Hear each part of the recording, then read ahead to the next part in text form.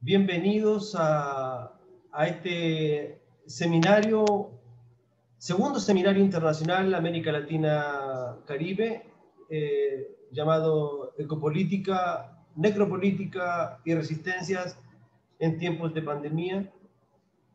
Voy a presentar a quien será el conferencista de esta quinta sesión, a Rodrigo Carmi, con una ponencia titulada Apuntes teóricos para pensar la revuelta popular del 18 de octubre en Chile. Rodrigo Carmi es filósofo formado en la Universidad de Chile, investigador del Centro de Estudios Árabes y del Departamento de Filosofía y Humanidad de la misma universidad. Y ha trabajado en temas que se entrelazan en pensamiento contemporáneo, en el pensamiento medieval, centrándose en la cuestión de la imaginación, en cuyo problema está desarrollando dos investigaciones en torno al pensamiento de Averroes y el acontecimiento de las revueltas árabes del año 2011. Ha publicado varios títulos, desde por lo menos 2011 hasta el año pasado, desde Política de la Interrupción, ensayos sobre Giorgio Agamben, Biopolíticas, Gobierno y Salud Pública, Miradas para un diagnóstico diferencial, Políticas de la Excarnación para una genealogía teológica de la biopolítica, el 2014, ¿no? Escritos bárbaros, ensayos sobre razón imperial y mundo árabe contemporáneo, por LOM, en el 2016, Fragmentos de Chile, el 2019, y también el mismo año, por la editorial Sangría, El Porvenir se hereda Fragmentos de un Chile sublevado. Recordar que, bueno, tendría entre 30 y 40 minutos, Rodrigo. No van a estar los comentaristas que estaban al principio por problemas personales, así que va a quedar mayor tiempo y libertad para la exposición. Y van anotando acá, ¿no?, en el chat las preguntas o comentarios que puedan hacer para que después de la exposición de Rodrigo podamos generar un debate, una conversación que pueda enriquecer para terminar bien esta jornada el día 29, ¿no?, que continúa mañana.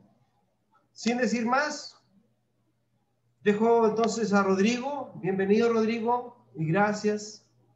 Puedes comenzar. Bueno, muchas gracias, Marco, por la presentación. La verdad que solo faltó un solo libro que acaba de aparecer publicado y que en el momento en que Marley tan amablemente me invitó a participar de este coloquio no había sido publicado y que ahora sí está publicado hace un mes atrás, que se llama Intifada, una topología de la imaginación popular, que fue publicado acá en Chile por la editorial Metales Pesados. Y bueno, esa es la última publicación que hice de una larga investigación sobre las revueltas árabes del 2011 prácticamente, ¿no?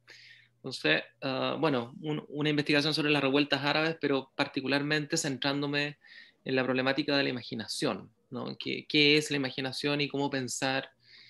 Una de las cuestiones más decisivas, me parece a mí, el problema poshumano, o de manera más precisa, la cuestión infrahumana que se pone en juego en la revuelta, ¿no? Y que eso, de alguna manera, ese trabajo que yo venía haciendo sobre la primavera árabe, básicamente, eh, de pronto me encontró con la primavera chilena, digamos.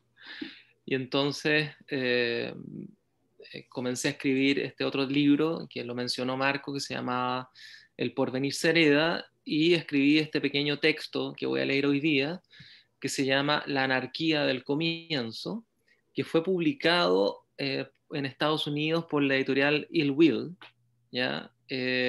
A principios de este año. Ya fue traducido al inglés y fue publicado allá en la editorial Ill Will, ¿no?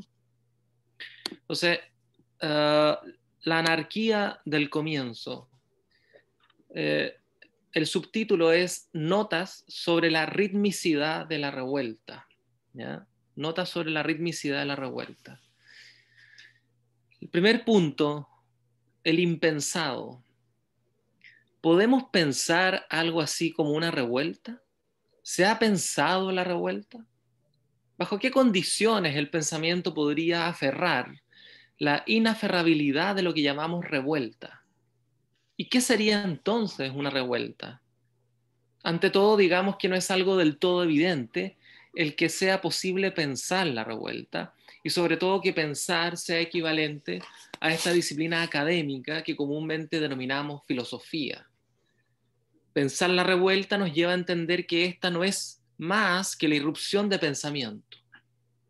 Cuando las calles se pueblan de multitudes y la gramática del poder comienza a ser puesta en cuestión, asistimos a una tormenta del pensamiento, una danza de cuerpos que devienen otras formas de habitar. Pensar la revuelta significa que el pensamiento mismo acontece entonces como revuelta y que la revuelta no es otra cosa que pensamiento. Advertimos que la filosofía moderna, sin embargo, incluso en sus categorías más democráticamente radicales, parece estar excedida por el fervor de la revuelta. De hecho, esta filosofía que ha estado articulada por la noción de sujeto y por tanto apresada a la cuestión de la soberanía y de voluntad, la noción de proceso constituyente es concebida a partir de la dualidad conceptual entre reforma o revolución. Dualidad de corte teológico-político que apunta a la constitución de la forma estatal y que, si bien implican una similar estructura temporal, en el sentido de que ambas apuntan a la linealidad del futuro, se diferencian en su proceso y aceleración. La filosofía moderna ha concebido la reforma o la revolución para gestar las transformaciones debidas al poder constituyente, dirigiéndolo exclusivamente a la toma del poder del Estado. En la experiencia de la primavera árabe surgieron varias reflexiones que de algún modo sintomatizan este problema. El politólogo iraní Asef Bayat tiene una aguda observación del proceso cuando formula su tesis.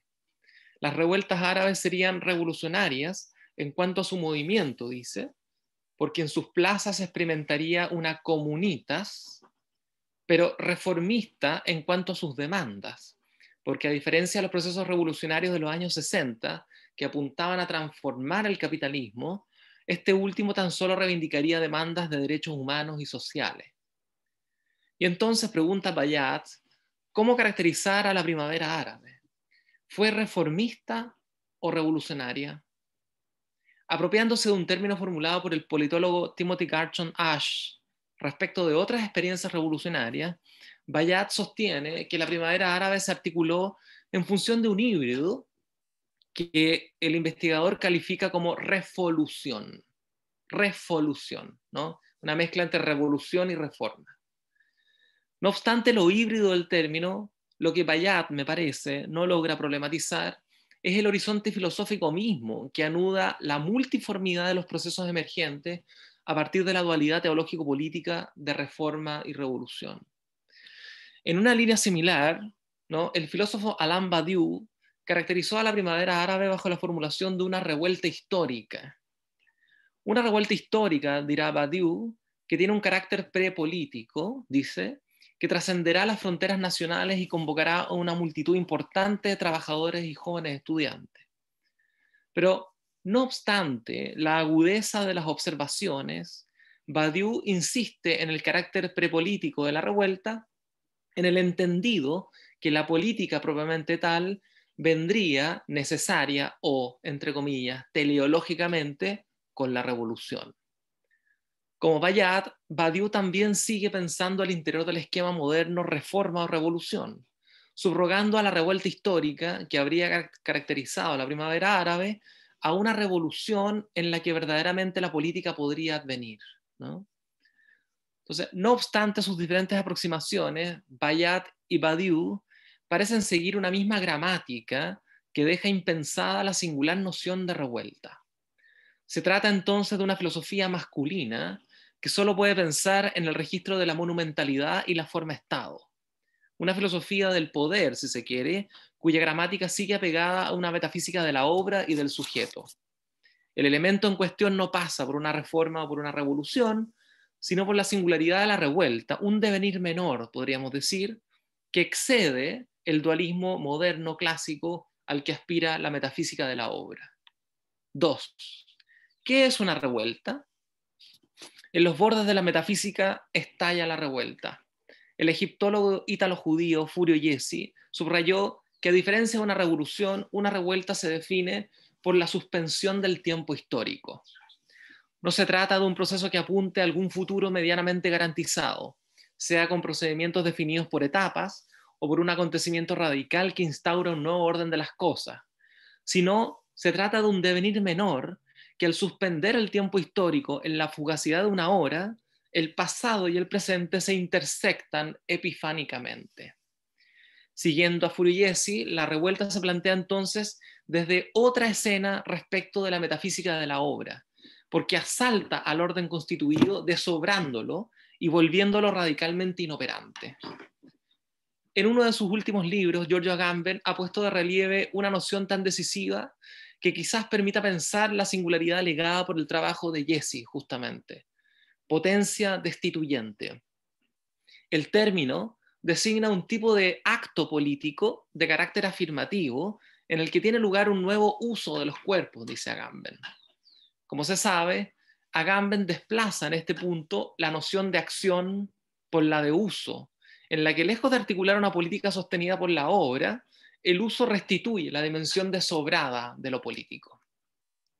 Uno podría decir la disyunción que cruza a la política, ¿no? La revuelta, que Agamben no problematiza, pero que podemos caracterizar en el sentido que propone, asumiría entonces un carácter destituyente, en el sentido que suspende el tiempo histórico en el que los cuerpos cambian de escena y asumen otro uso. O, siguiendo a Henry Meshonic, la revuelta nos permite asumir otro ritmo. Destituir en este sentido significaría ritmar, abrir un compás inédito cuya singularidad deviene inapresable. En el proceso chileno, este cambio asumió un nombre decisivo: evade. Un nombre que profanó su noción jurídica y económica, tan propias de las formas de impunidad con la que se pasea la oligarquía, y designó el nuevo uso de los cuerpos, la ritmicidad inmanente a otra forma de vida. Evadir devino sinónimo de destituir, política revocatoria que suspende el tiempo histórico en una hora pletórico de posibles. Entonces, en la revuelta chilena, como las revueltas árabes, de algún modo, las revueltas árabes decían: el pueblo quiere la caída del régimen. La revuelta chilena quiere la evasión, ¿no? Son dos expresiones distintas, por cierto, pero que ponen en juego, me parece a mí, esta potencia destituyente, ¿no? A diferencia de la intelectualidad del orden, que permanentemente vio en la revuelta el afán nihilista de la destrucción, tenemos que ser capaces de diferenciar la destrucción característica de las vanguardias de la destitución, cuyo ethos se encuentra en una potencia común que clama su carácter irreductible frente a cualquier vanguardia o liderazgo, que bajo la figura genealógica del pastorado conduzca a las masas a la redención. La destrucción implica una lógica de la fundación. La destitución, en cambio, una lógica del uso, que es completamente distinta. Que la revuelta asuma el carácter destituyente significa que su apuesta no pasa por el cumplimiento de un fin determinado, sino por su capacidad de deslegitimar un régimen y habitar en los medios puros. El régimen destituido expone su carácter profano y abandona toda pretensión de sacralidad. Solo de esta manera, la destitución aferra la historicidad para sí y nos abre a una nueva época histórica. Con la revuelta, el rey aparece en toda su desnudez, y, como diría Pasolini, el poder expone su estructura enteramente anarquista. En este sentido, la revuelta, podríamos decir, no es trágica, es cómica. Saca la máscara no para revelar lo que está detrás de ella, sino para subrayar que tras de ella no existe nada ni nadie que pueda saber algo acerca de nosotros. En la multiplicidad de su danza, la revuelta no es más que superficie, porque siempre está en falta de ser. Ni un nuevo orden que reproduzca la operación de la teología política, ¿cierto?, sino la irrigación de nuevos ritmos o usos en los cuerpos sublevados. Incluso la revuelta puede acampar en lugares capturados por el poder produciendo movimientos inéditos y diversas posibilidades estratégicas.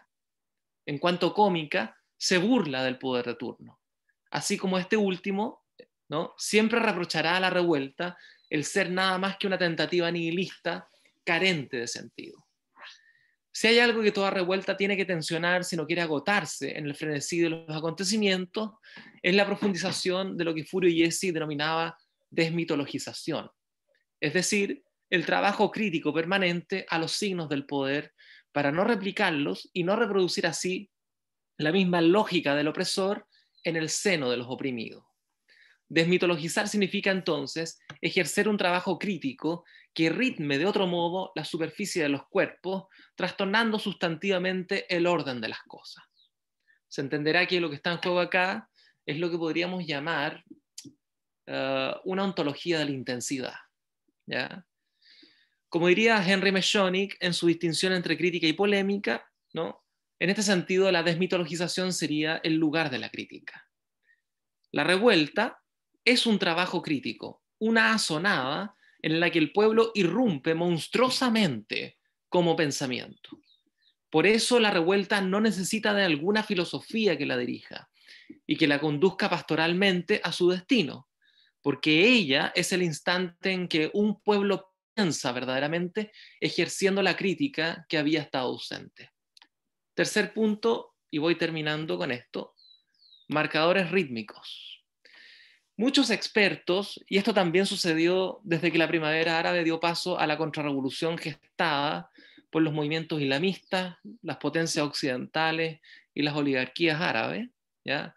Muchos expertos señalan que la revuelta no sirve, que después de su fervoroso instante todo parece quedar igual. Pero eso es solo la ilusión, porque una vez que la revuelta irrumpe en su edificio, ésta pierde su ropaje, exponiendo al desnudo su violencia constitutiva. Preguntemos, ¿sirve una revuelta? Pregunta insensata. Una revuelta, ¿cierto?, como por ejemplo la Intifada Palestina de 1987, la Intifada Palestina del 2000, la revuelta espartaquista de 1919, ¿cierto?, la revuelta chilena o la primavera árabe en el 2011, ¿cierto? En último término, la revuelta no sirve a nadie, porque remite a una lógica implosiva en la que los pueblos son arrojados nuevamente a su imaginación. Algo se suelta, algo queda flotando, las palabras están totalmente corridas de las cosas, los signos están siniestrados. Jamás vemos una revuelta, pero su efecto se hace sentir en el fuera de lugar al que nos envía. Una revuelta no se compone jamás de un solo movimiento, sino de varios que convergen intempestivamente en una misma asonada. Cada uno es un marcador rítmico que puede irrigar una temporalidad diversa y posibilitar cambios de lugar en la danza de la multitud. En esto consiste su estrategia, no en la planificación cartográfica característica del poder, sino en la invención melódica de un nuevo uso de los cuerpos. Hasta ahora, la revuelta chilena ha tenido dos marcadores rítmicos fundamentales: los estudiantes secundarios y los movimientos feministas. Ambos han rotado el devenir del proceso, ambos han turnado el ejercicio destituyente que impugna el poder. Entre ellos, asambleas de barrios, apropiación de plazas y un sinnúmero de nuevas formas de organización se articulan como soportes que catalizan la sublevación en curso. ¿Qué significa pensar entonces la revuelta? ¿No? Utilizando una analogía con la tópica desarrollada por Freud en el psicoanálisis, diríamos que tradicionalmente la filosofía sería a la ingenuidad y tranquilidad de la conciencia, como la revuelta lo sería a la oscuridad e inquietud de lo inconsciente. Pero cuando la filosofía sale de sí y experimenta la suspensión de su propia episteme, entonces el pensamiento vuelve a abrazar a la multitud. No para conducir al proceso, sino para agenciarse a él. Y esto significa que el pensamiento no va a dejar un objeto desde una posición exterior, sino que se trama radicalmente con el acontecimiento en curso en la medida en que ritmo y pensamiento devienen dos nombres para una y la misma intensidad. En mi perspectiva, si hay algo que está en cuestión en el 18 de octubre chileno, es la impugnación a la figura del poder pastoral, es decir, la matriz del poder sobre la cual descansa nuestra república y que en el mundo árabe remitía a la estructura hipertrófica del Estado, a decir del trabajo de Nazi Ayubi. Y por eso quizás no hayamos podido experimentar la monstruosidad de esta revuelta si en Chile la Iglesia particularmente no hubiera sido impugnada por el coraje de aquellos que alguna vez fueron sus fieles devotos. La Iglesia, matriz teológica de la política estatal moderna, termina destituida y con ello el oleaje de la imaginación popular se vuelve imparable. Pensar la revuelta significa entonces escuchar ritmos, no simplemente anudar sentidos, experimentar cuerpos y no restituir signos. Como dirá Meshonic, la revuelta trae consigo una poética que deviene irreductible a la liturgia del Estado. Que se desgarre la inconmensurabilidad entre ritmo y signo, entre cuerpo y ley, implica que ellos jamás pueden devenir traducibles. ¿Qué es un ritmo sino la poética de toda vida?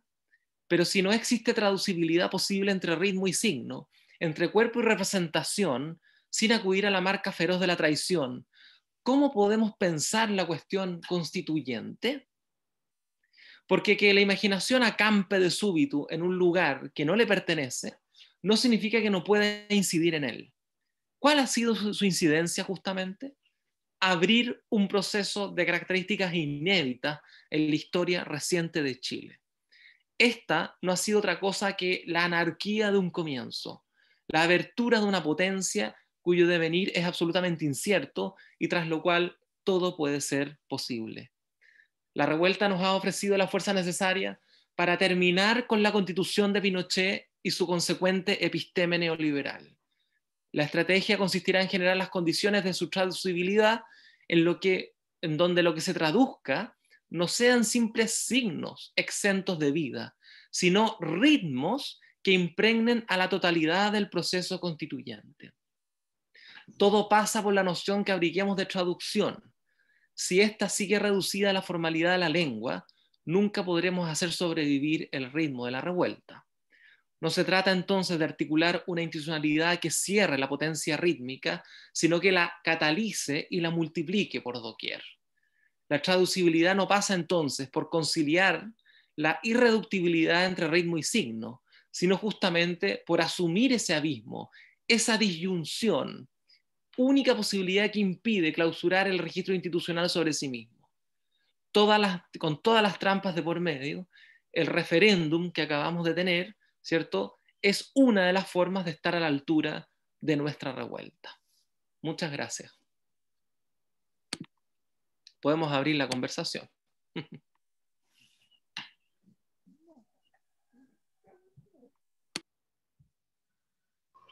Professor Marco, a gente está sem o seu áudio.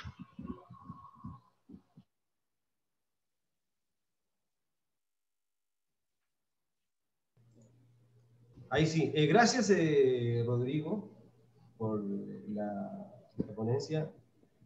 Entonces dejamos abierta el chat o el audio para que puedan hacer comentarios, intervenciones, opiniones.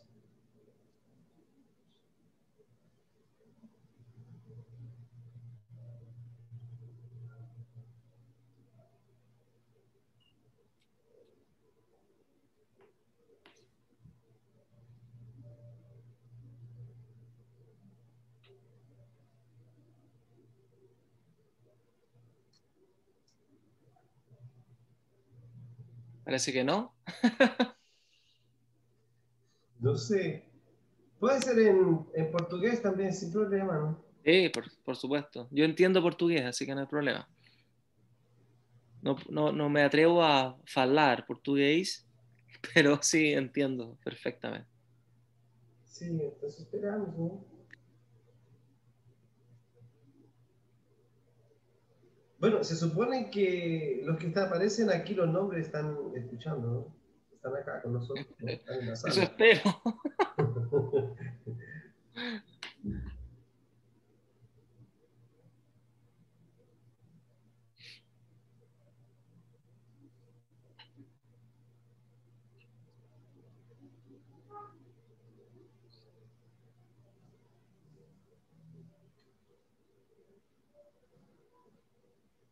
Tú consigues leer el chat también, ¿no, Rodrigo? Sí.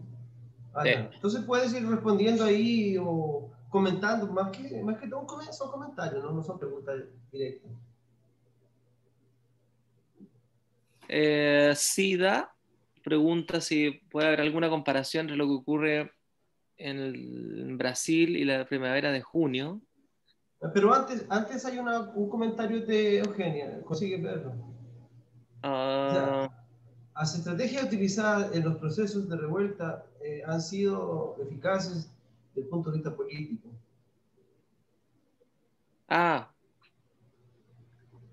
Sí, lo que pasa es que lo que me interesa, o sea, hasta cierto punto, digamos, lo que pasa es que lo que me interesa es intentar mostrar de que la revuelta obedece a otro código, a otra codificación, a otra concepción de la acción, ¿ya? Que me parece que no obedece a la figura clásica de la praxis, por así decirlo, que es el concepto fundamental a partir del cual, por así decirlo, la filosofía política en general piensa el concepto de acción, ¿no? Y el concepto de política, ¿ya? Yo diría que las revueltas funcionan de un modo, digamos, no a partir de la acción, sino a partir del uso, entendiendo que en el uso lo que se pone en juego es una reconfiguración de los elementos eh, o de las condiciones materiales en curso, y por lo tanto la revuelta lo que pone en juego es una acción que no apunta, por así decirlo, al futuro, ¿no? Sino más bien es una acción que remite fundamentalmente a apropiarse del presente, ¿ya? Y en ese sentido, toda la pregunta acerca de si sirve o no sirve la revuelta, bajo esta nomenclatura ontológica, no tiene sentido, porque la concepción de si sirve o no sirve la revuelta presupone una distinción entre medios y fines, ¿no? Respecto de lo cual la acción de la revuelta, me parece a mí, ¿no? Pone en juego la potencia de los medios puros, por así decirlo, en el sentido benjaminiano o en el sentido agambeniano del término, ¿no? Es decir, se trata de la cuestión de los medios puros que se ponen en juego y no de un medio para un fin, por así decirlo, ¿sí? Y tampoco de un fin sobre sí mismo, que es la clásica figura que tiene la noción de praxis heredada por Aristóteles, digamos, hasta el presente, ¿no? Eh, no se trata en la noción de uso que pone en juego, por así decirlo, la revuelta, de una poiesis, es decir, una acción orientada al medio al fin, ni tampoco de una praxis, es decir, de un fin en sí mismo, sino más bien de la puesta en juego de un medio puro que la vuelve inapropiable, por así decirlo, para los códigos habituales con los que funciona el poder, me parece.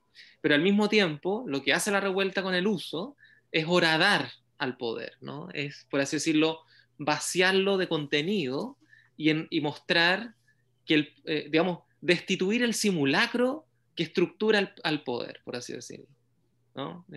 Dicho freudianamente, ¿no? Lo que hace la revuelta es destituir la ilusión, ¿ya? Destituir la ilusión del poder.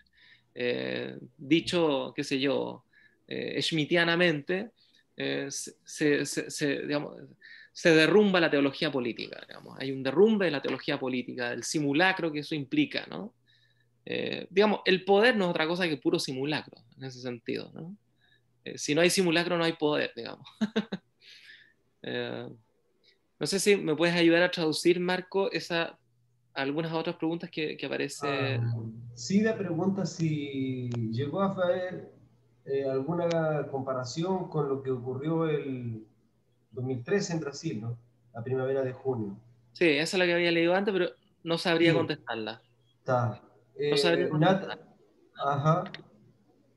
Natalie dice, ¿cómo podemos considerar que Chile, un país católico, entre aspas, comillas, que quema iglesia, ¿no? ¿Cómo entender esas configuraciones de la revuelta? Sí, bueno, eso es muy interesante porque ahí hay que entender que la iglesia es, por así decirlo, la infraestructura, ¿no? De la estructura estatal, Y en ese sentido, la iglesia es también un signo más del poder, ¿no? Y por eso lo que se ha quemado es básicamente el metro de Santiago, las iglesias, ¿no? Y alguna que otra tienda de supermercados, por ejemplo, Kentucky Fried Chicken, algunos McDonald's, etcétera. O sea, la revuelta siempre tiene su simbología. Y la quema de la iglesia, o la quema de un supermercado, o la quema del metro, sobre todo la quema del metro, que fue una cuestión que a la conciencia oligárquica le impactó muchísimo, ¿no? ¿Por qué? ¿Por qué el metro, no? Bueno, porque el metro es el signo de la modernización neoliberal de Chile, ¿no? Y entonces la revuelta lo que viene a hacer con el fuego es apropiarse de ese signo y destituir ese signo, ¿no? Entonces cuando digo destitución y no digo destrucción, lo que quiero decir es que cuando cae la iglesia, no es porque cae la iglesia y se quiere restituir otro signo igualmente monumental, sino que aquí lo que está en juego es la destitución de la monumentalidad misma del signo, digamos. ¿Sí? Bueno, la misma plaza, el cambio de nombre, y ahí está en juego Exactamente. también toda la heroicidad chilena decimonónica, ¿no? De Baquedano, y no solo Baquedano, sino que esa figura de la ciudad misma, ¿no? Como que instala esos próceres que hasta entonces han sido cuestionados, ¿no? Están ahí y por tanto se deben respetar. Cuando se escapa un poco la historia de cada uno, precisamente se llega a esa destitución. Eh, Ahora, eh, ahí lo que se pone en juego justamente, ¿no? Es un nuevo uso, en este caso del nombre, ¿no? En el contexto de la primavera árabe, bajo otros contornos y otras latitudes, también hubo un nuevo uso de los nombres. Por ejemplo, la noción de ciudadanía, la noción de democracia, se volvieron a utilizar por parte de los que protestaban en la Plaza Tahrir en Egipto, ¿no? Pero ese nombre, democracia, ciudadanía, ya no tenía nada que ver con lo que designaba cuando lo pronunciaba Mubarak. O sea, hay una remoción de los lugares de enunciación, digamos, ¿no? Y esos lugares de enunciación articulan una simbología de la revuelta que es completamente distinta, digamos, a la simbología del poder, digamos, ¿no? O sea, es una profanación de la simbología del sí. poder. Ahora, antes de, no vamos a descuidar las preguntas, ¿no? Que hay acá. Es solo agregar por mi parte, ¿no? ¿Se podría vivir en una permanente revuelta? ¿O el sentido de la revuelta es justamente ese presente inmediato, ¿no? Mm. Es un presente inmediato, pero un presente que ya no obedece a la cronología del tiempo histórico, sino que es un presente, por así decirlo, extático, ¿ya? Donde el 18 de octubre es todos los días, digamos, ¿no? Donde, qué sé yo, el 9 de diciembre, para el caso de la primavera árabe, ¿cierto? Es todos los días, ¿no? Es decir, es una temporalidad heterogénea respecto del tiempo cronológico, muy en la línea, me parece a mí, de las tesis sobre filosofía de la historia en Benjamin, ¿no? O sea, cuando Benjamin, bueno, Furio Jesse es un lector de Benjamin, ¿no? Y cuando Furio Jesse desarrolla esa, entre comillas, definición, por así decirlo, de la noción de revuelta, dice, la revuelta es la suspensión del tiempo histórico, evidentemente está haciendo una referencia fundamental a, a las tesis sobre filosofía de la historia, particularmente a la octava tesis sobre el estado de excepción, ¿no? El verdadero el estado de excepción, ¿no? Entonces, efectivamente, la cuestión de la temporalidad también, o sea, en términos espaciales y temporales, la revuelta supone un trastocamiento muy decisivo, ¿ya? Eh, a mí me gusta trabajar con algunos conceptos que tienen mala prensa. Entonces, en el libro nuevo, en Intifada, trabajo con dos términos. Uno de ellos es el término telepatía. Y es un término muy bonito porque en el griego, telepatía, pathos es experiencia, se puede traducir como experiencia, como recepción, ¿no? Y tele, que siempre designa el estar de lejos, ¿cierto? Presupone algo así como una experiencia común o un modo de padecer en común, ¿no? La telepatía sería un modo de padecer en común. Entonces, a mí me parece que en una revuelta siempre se pone en juego la telepatía en dos variantes fundamentales, en una variante espacial y en una variante temporal. Espacial, porque la revuelta se expande, ¿no? Qué sé yo, desde Sidi Bouzid, que era un pueblo en Túnez que nadie conocía, ¿cierto? Hasta toda la región, ¿no? Se incendia toda la región, ¿no? O desde el subterráneo del metro de Santiago se incendia todo el país, ¿no? O sea, hay una expansión espacial, por así decirlo, pero también temporal, porque es muy importante cómo la revuelta transforma a los cuerpos, ¿ya?, en una especie de medium, ¿ya?, que recibe la voz del pasado, ¿no? La voz de los muertos, la voz del pasado, ¿no?, es recibida en su fuerza, ¿no?, al interior del presente, ¿no? Entonces, en la revuelta chilena, no sé Marco, si tú estuviste ahí en algún momento, pero... No, pero estuve dentro de esa expansión, ¿no? Justamente estando en Brasil, sentía esas vibraciones Claro, que te hacen estar, porque son códigos también que son transversales, ¿no? Del claro. Brasil que se vive y de las situaciones en las que se viven. Entonces, me interesó también esa poética de la revuelta que tú hablas, y efectivamente la figura, dos figuras que hasta en la política tradicional no estaban presentes, que es la figura de los jóvenes, que viene a dar cuenta también de esa temporalidad, o esa transformación, sobre todo los adolescentes, ¿no? Esa figura que hay de la muchacha parada sobre la catraca, ¿no? Que, ¿cómo se llama ya en Chile? El metro, la parte del metro, ¿no? ¿Cómo le llaman? La boletería. La boleta, ¿no? La que está sobre la... Sí, sí, el torniquete. el torniquete, ¿no? Que catraca, claro. Está sobre ese torniquete, ese es justamente el signo de evasión que tú dices, está graficado de manera fuerte, por una parte, y en ella también se congrega eso, ¿no? El estudiante frágil, esa fragilidad en la que se entiende tradicional, o entendía tradicionalmente los adolescentes. Claro. Que son jóvenes de 16 años, ¿no? Pero también esa adolescente que es mujer, ¿no? Claro. Que se apropia de un discurso, entonces ahí estaría esa dualidad de joven feminista. Claro, ahora en ese sentido, lo que me interesa es que también hay una transmisión temporal, ¿no? Una expansión temporal en términos de pasado y presente, porque si el tiempo cronológico se disloca, las voces del pasado irrumpen en el presente, y eso es clave porque, bueno, se cantan canciones del pasado, pero se les da cierto, digamos, las voces del pasado ofrecen una potencia para el presente, ¿no? Y se catalizan en las voces del presente, o sea, podemos cantar Víctor Jara. En la Primavera Árabe, por ejemplo, también sucedió, ¿no?, el uso, o el, qué sé yo, el Intifada Palestina en el 87, ¿no? Los niños que de alguna manera lanzaban piedras a las milicias israelíes, ¿no? Eran niños que se cubrían con el kufille, ¿no? Y el kufille es un atuendo que clásicamente era utilizado por los feyadín, digamos, ¿no?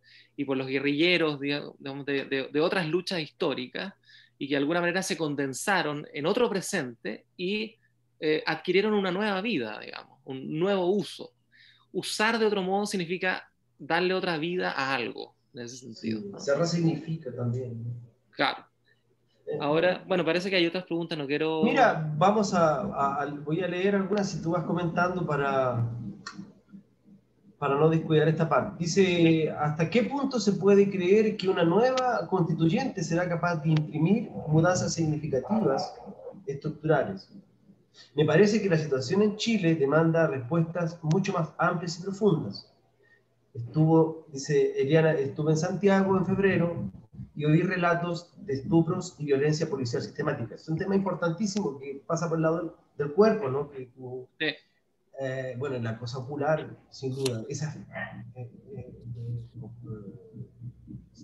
cegamiento, ¿no? Y oí relatos de estupros y violencia policial sistemática. ¿Cómo pensar esa violencia en un cuadro de una posibilidad de cambio? Sí, o sea, lo que yo quiero mostrar solamente es que la noción de revuelta, ¿ya? Permite mostrar simplemente el hecho de que una revuelta abre el campo de lo posible, digamos. No hace nada más que eso, ¿ya? Y eso ya es demasiado, porque eso implica la destitución, por así decirlo, de la naturalización que hay del orden prevalente, ¿ya? Entonces, lo que hizo la revuelta en el caso chileno fue justamente destituir esa naturalización del orden. Pero esa destitución, ¿ya?, trae consecuencias brutales, porque en la medida en que la destitución le saca, por así decirlo, la ropa al emperador y muestra la desnudez del emperador, ¿ya? Y por lo tanto hace que el emperador quede sin hegemonía y sin legitimidad, el emperador tiene que recurrir a la violencia más extrema. Y lo que pasó con la policía en Chile es que no solamente es una policía que no se ha reformado durante todo el periodo de la democracia, sino que en el contexto de la revuelta se transformó, yo te diría directamente, ¿no?, en una fuerza paramilitar.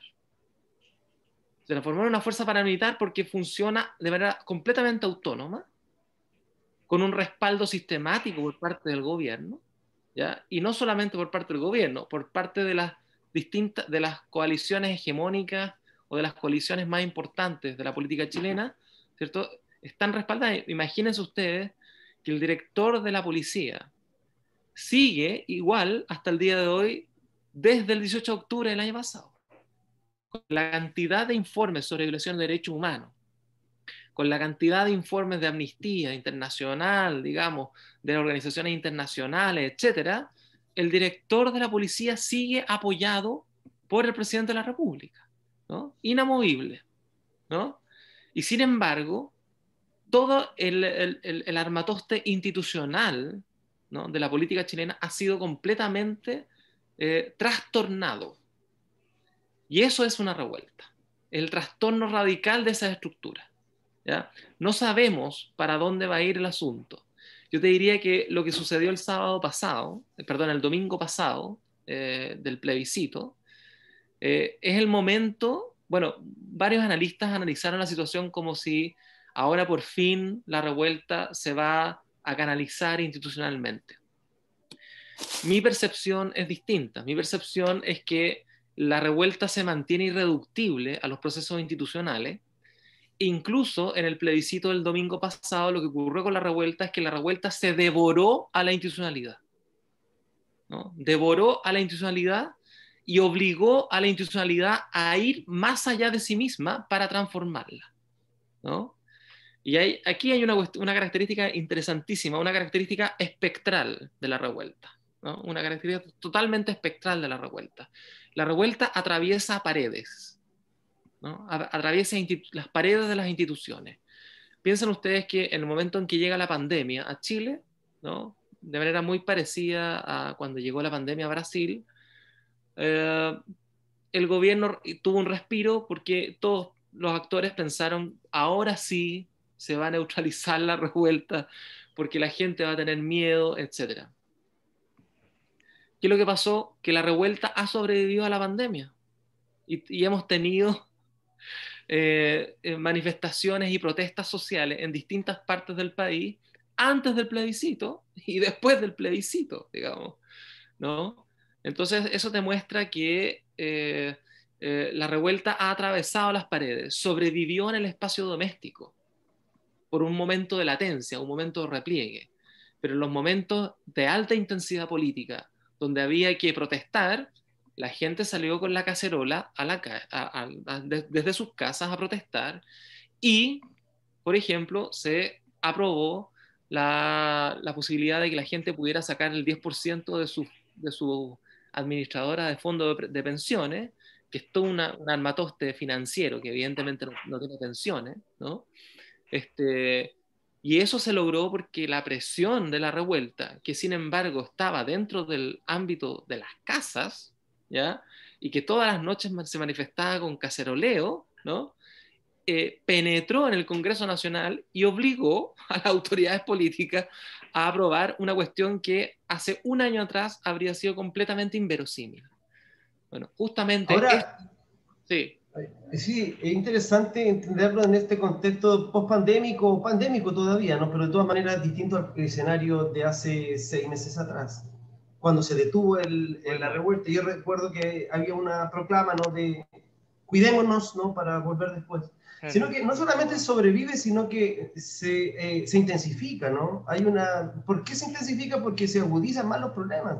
Y no es solamente los problemas anteriores, sino que está el juego de la muerte, ¿no? Estamos viendo cómo se miente.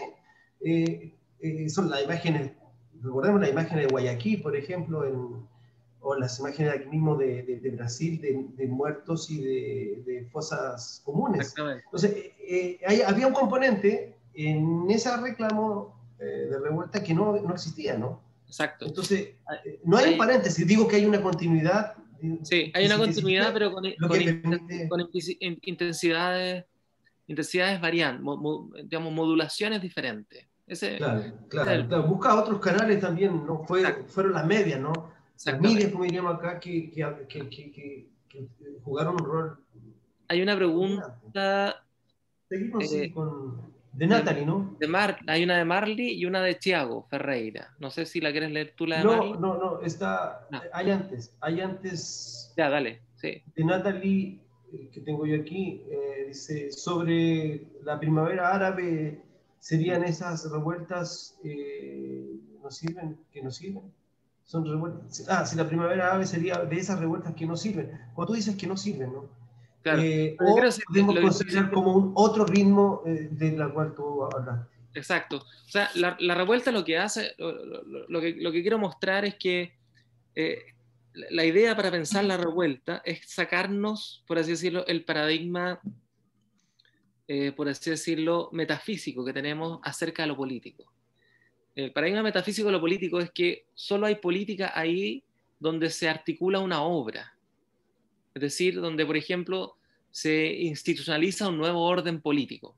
Eso sería el efecto o el resultado, ¿no?, de una política, por ejemplo, del concepto de revolución, ¿no? Y para eso serviría la revolución, para establecer un nuevo orden político. Lo que quiero mostrar es que la revuelta es, por así decirlo, el pariente pobre de toda la filosofía política, porque la revuelta no instaura un nuevo orden político, sino que solamente suspende un orden político, ¿no?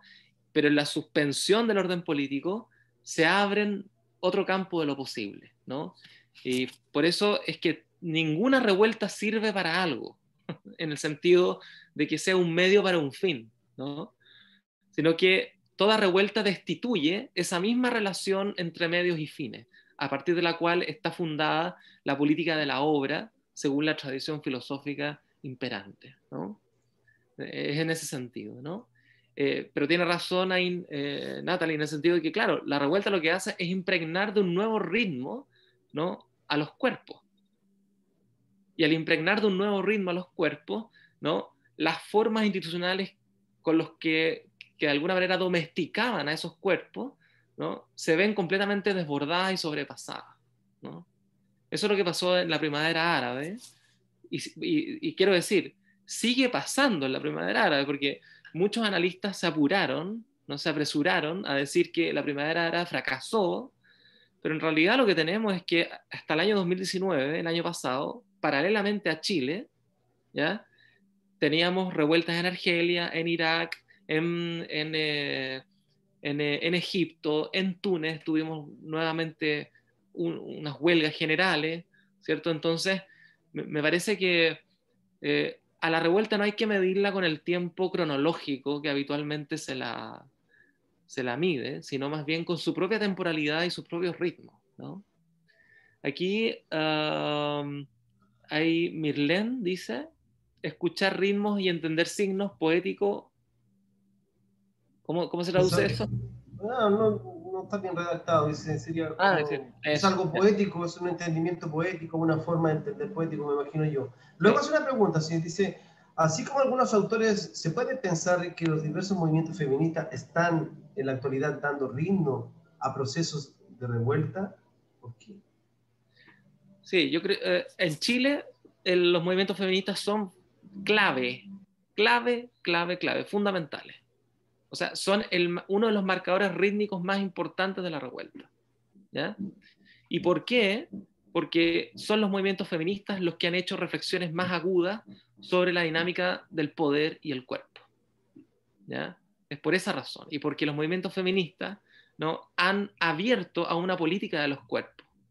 ¿Ya? Una política de los cuerpos, una política emancipatoria de los cuerpos, ¿cierto? O una política orientada a la desactivación, por así decirlo, de los poderes, ¿no?, sobre los cuerpos, particularmente de las distintas manifestaciones que el poder patriarcal tiene, por así decirlo, sobre los cuerpos, ¿no? Yo creo que ese es un poco el punto, ¿no?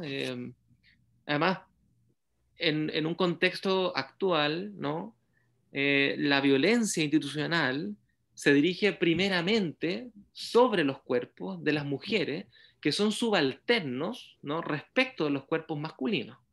¿Ya?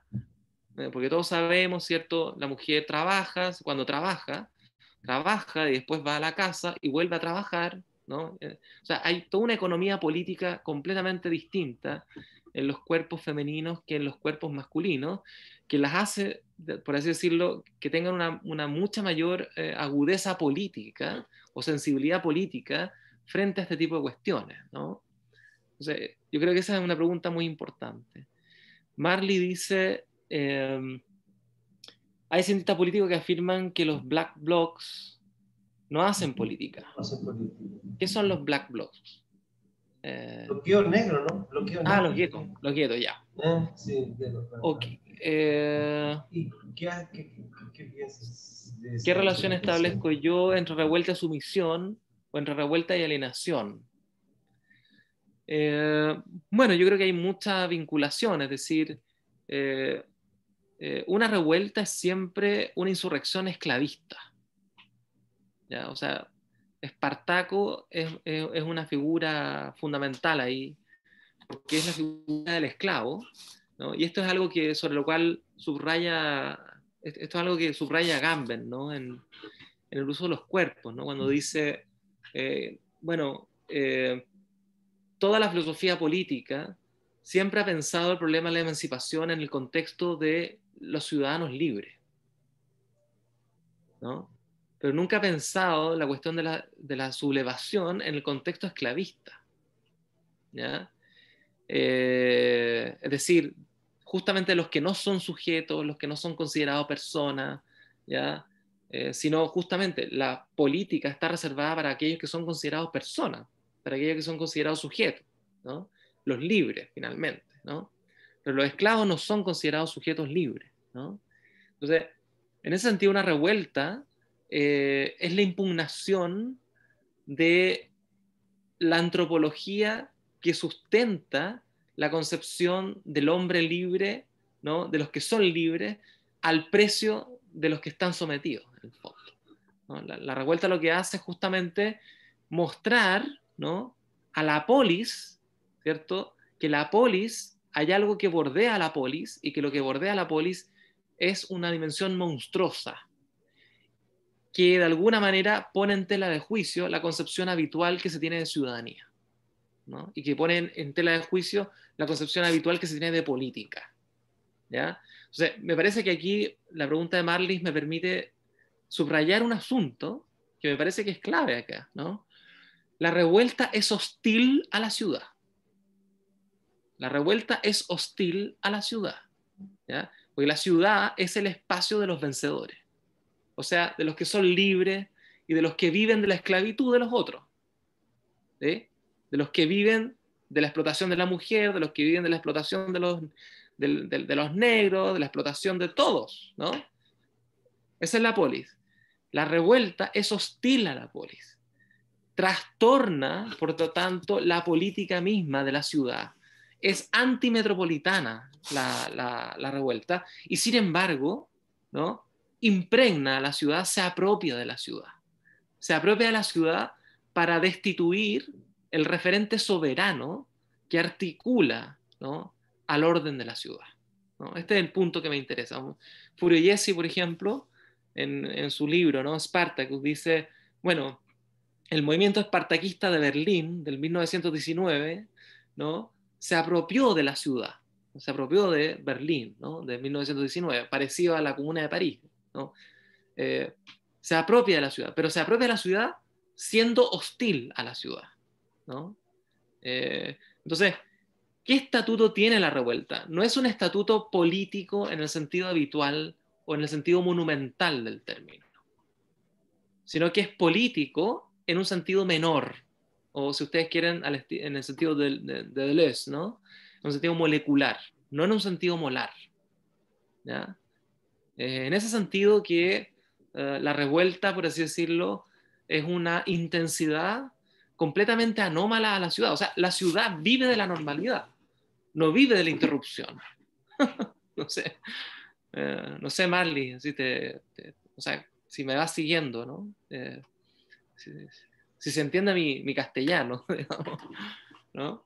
Pero esta es una idea fuerte, es una idea que me interesa subrayar. O sea, la revuelta es hostil a la ciudad, ¿ya? La revuelta nunca es amable con la ciudad, ¿no? La ciudad siempre presupone un referente soberano que articula un orden particular, ¿ya? La revuelta es siempre lo que trastorna el orden y por lo tanto vive dentro y fuera al mismo tiempo de ese orden, ¿no? Thiago hace una referencia que está conectada con lo que acabo de señalar, ¿no? Si tengo algún comentario sobre la destrucción o reemplazo de algunos monumentos nacionales, sobre todo de los conquistadores europeos, en el sentido de que la revuelta no posee enlace con esta temática. No, yo creo que sí posee enlace con esta temática, en el sentido que le comentaba a Marco, ¿no? Cuando hablaba de la telepatía, uno podría pensar de distintas maneras la revuelta, ¿no? Siempre, yo creo que hay que desprenderse un poco de la concepción sociológica de las revueltas, ¿ya? ¿Y qué pasaría si vemos la revuelta desde el punto de vista de la alquimia y el esoterismo? Si vemos la revuelta desde esos puntos de vista completamente astrológicos, desde el punto de vista astrológico, ¿no? La revuelta no es otra cosa que un medium de sensibilidad común. Es un medium de sensibilidad común, ¿vale? Si eso es así, ¿no? O por qué eso es así, ¿no? O qué consecuencias tiene que la revuelta sea un medium de sensibilidad común, la consecuencia más decisiva es el carácter telepático que tiene la revuelta. Es decir, que contagia a otros y se expande territorialmente, lo que conversaba con Marco, y también se comunica temporalmente con los muertos de otras épocas, con los muertos de otras épocas, ¿no?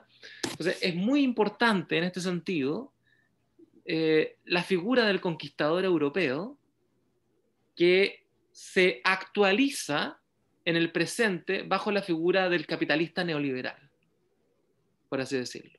Sí, la oligarquía neoliberal, ¿cierto? Sería la que releva al conquistador europeo, ¿cierto? Que en el campo de la epifanía y de las imágenes sensibles que desarrollan la revuelta, ¿no? La revuelta advierte aquí la reedición de un mito conquistador que tiene que ser revocado, ¿sí? La reedición de un mito conquistador que tiene que ser revocado. Y entonces por eso la destitución de los monumentos nacionales, ¿no?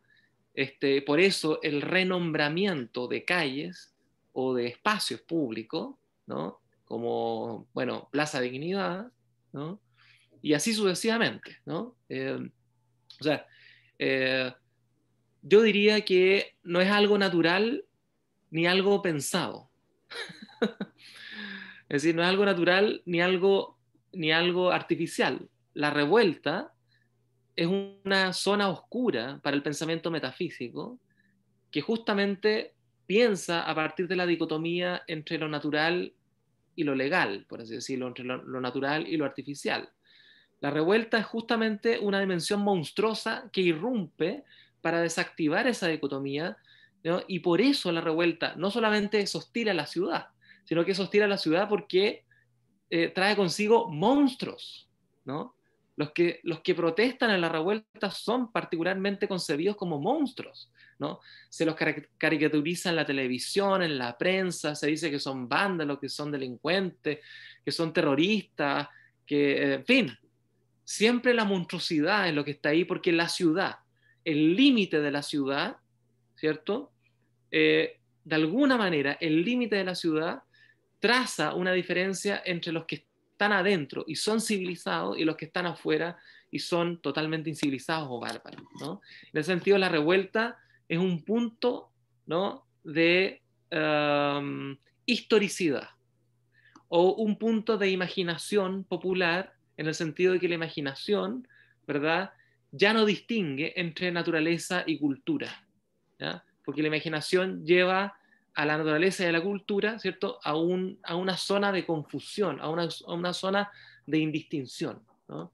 Por eso me parece que la revuelta es una irrupción monstruosa, ¿ya? Pero Que, el concepto ese de, disculpa, y de hostilidad se da de manera, que permea la ciudad, ¿no? Permea cierta ciudad, digamos, cierta lógica moderna de la ciudad, de la ciudad letrada, digamos, por último, ¿no? En el último caso. Pero en esa sensación, esa telepatía, yo percibo que no es una hostilidad transversal en todos los sectores. El mundo popular, los mundos marginales, percibían también una posibilidad que no tenían antes. Entonces,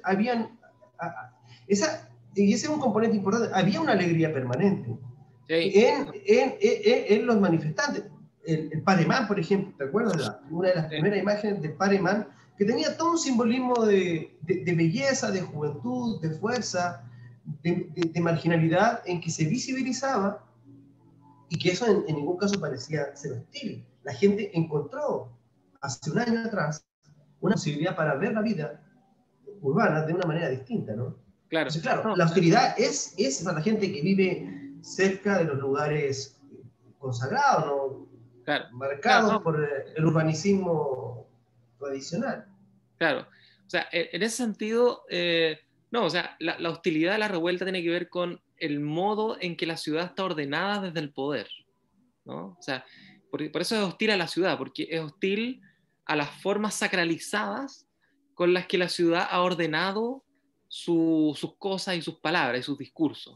O sea, la revuelta lo que viene a hacer es a profanar toda esa sacralidad, ¿te fijas? O sea, el monumento al general Baquedano es un monumento sagrado por los militares, un monumento sagrado por la oligarquía, pero completamente profanado por el pueblo, ¿no? Entonces, en ese sentido, y la segunda cuestión es que efectivamente podríamos decir que la revuelta se puede definir como una fiesta popular, ¿no? La revuelta es una fiesta popular, es una modalidad de la fiesta popular. Es un carnaval, ¿no? Hay una manifestación Un carnaval, carnavalesca ahí. pero en su más extrema radicalidad, digamos, Sí, ¿no? sí, sí. Hay distintas intensidades en el sentido de que hay gente que se disfraza, y en general todos se disfrazan, porque incluso los más radicales de la revuelta también están encapuchados, también están disfrazados, ¿no? Entonces, en ese sentido, hay una suspensión del tiempo histórico, pero también una suspensión de las identidades habituales, ¿no?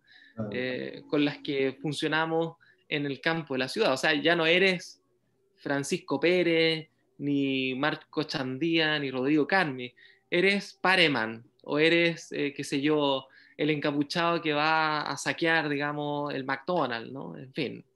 Incluso la animalización del perro matapaco, ¿no? Ahí hay una lectura Exactamente, interesante, integradora también. Súper exactamente, interesante también, ¿no? exactamente. Aquí hay una pregunta que dice, bueno, hay varios comentarios, pero ¿una revuelta es una ilusión, dice Sida? No, no es una ilusión, es una destitución de la ilusión, ¿ya? O sea, si uno piensa la ilusión en el sentido freudiano, ¿ya? Es decir, un dispositivo que anuda, un dispositivo imaginario que anuda a las instituciones, que genera la coacción de las instituciones, la revuelta justamente es lo que destituye esa ilusión, ¿no? Por ejemplo, en el caso de Chile, ¿no?, lo que destituye esa ilusión es que es la noción de abuso, ¿no? El abuso, llegó un momento en que la noción de abuso ya no era una excepción de la institución o de una determinada institución, sino que era la regla de toda institución, era la regla de funcionamiento de todas las instituciones. La iglesia abusaba, el ejército abusaba, los empresarios abusaban, ¿cierto? La policía abusaba, ¿no? Y los abusos no eran excepciones a sus propias configuraciones institucionales, sino que eran la regla. Cuando eso ocurre, entonces hay revuelta. ¿Por qué? Porque se cae, ¿no?, la ilusión de que la institución, por así decirlo, la ilusión pastoral de toda institución que siempre dice: yo quiero el bien para ti, ¿no? Yo sé lo que es bueno para ti. ¿Qué es lo bueno para ti? En este caso, por ejemplo, aceptar la tarjeta de crédito. Lo que es bueno para ti es aceptar la impunidad en los casos de abuso sexual dentro de la iglesia.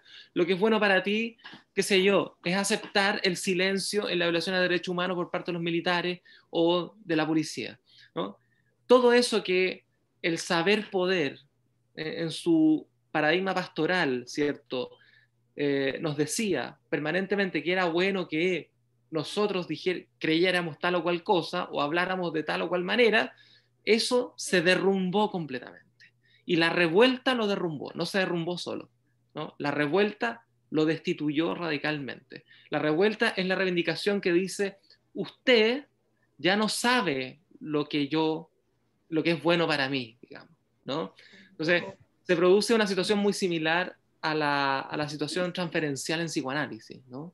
Cuando el paciente lleva como 30 años con el pobre psicoanalista, y entonces en un momento el paciente dice: he estado 30 años con usted, y usted era tan imbécil, y yo pensaba que usted sabía todo de mí, ¿no? Y entonces ahí se produce la cura analítica, ¿no?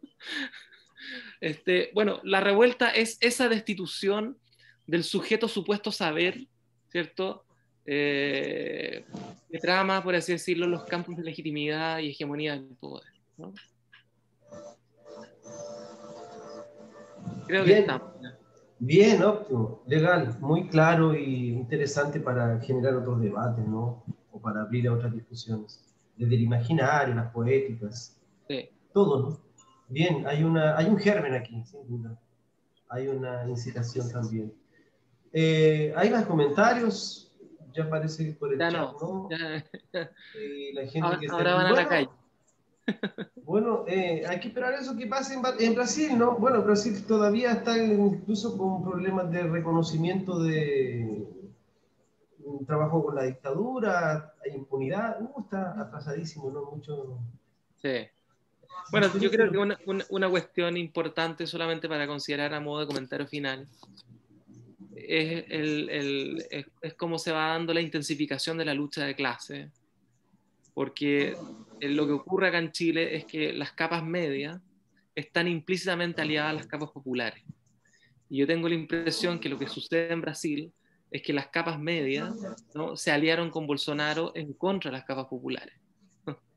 Entonces, esa dinámica de la lucha de clases me parece que es fundamental para entender por qué, bueno, también en el mundo árabe sucedió eso, porque las capas medias en general en todo el planeta están siendo cada vez más precarizadas, ¿no? El capital financiero neoliberal ha precarizado radicalmente a las capas medias, y eso hace que las capas medias funcionen como una especie de bisagra que en determinados momentos pueden aliarse con el mundo popular y entonces abrir una posible política de izquierdas o revolucionaria, etcétera, pero también las capas medias pueden de alguna manera ser inoculadas por el miedo y entonces aplicar una política fascista contra las capas populares. Es un fenómeno, digamos, muy antiguo, pero que me parece que también es importante atenderlo a cómo está funcionando en la actualidad en Brasil, ¿no? Y en contraste con Chile, creo yo. Eso no quiere decir que en Chile vaya a funcionar así para siempre. Es probable que las capas medias se den vueltas. O sea, la situación está completamente abierta. La anarquía del comienzo que abre la revuelta es también así, totalmente incierta. es lo que lo hace tan particular y tan interesante, ¿no? Así es. Hay alguien que pone, bueno, por último, ¿no? Lima Barreto ha sugerenciado un libro. El Brasil no tiene pueblo, apenas público. El pueblo lucha por sus derechos, el pueblo solo asiste de camarote. Claro.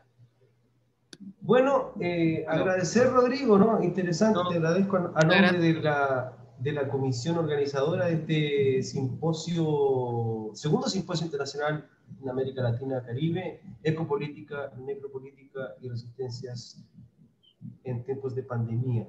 Así es Muchas que, gracias. bueno, Quiero agradecer, sobre todo quiero agradecer la invitación de Marley, de la profesora Marley, que hace muchos meses atrás me invitó y hemos conversado por WhatsApp casi todos los días. Así que muchas gracias y muchas gracias a ustedes por organizar este coloquio y por invitarme y poder contribuir a la reflexión común sobre este tipo de materia. Gracias, Marco, también por tu bien. colaboración.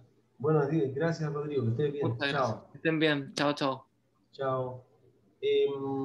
Bueno, mañana, como recordatorio, mañana, último día de la actividad, habría una sesión de comunicación de 8 a mediodía, después de tal conferencia, 3 de la tarde, y seguir el debate, populismo digital, gubernamentalidad algorítmica y nacionalidad, necroliberalismo. 5 da tarde, minicurso, somos todos antifascistas. Y 6, 7, y acho que ahí termina, ¿no? Con 7, Amazonía, centro do mundo, para fechar. Bom, agradeço a participação de vocês e também a la comissão centro organizadora por el convite e muito obrigado. Boa tarde.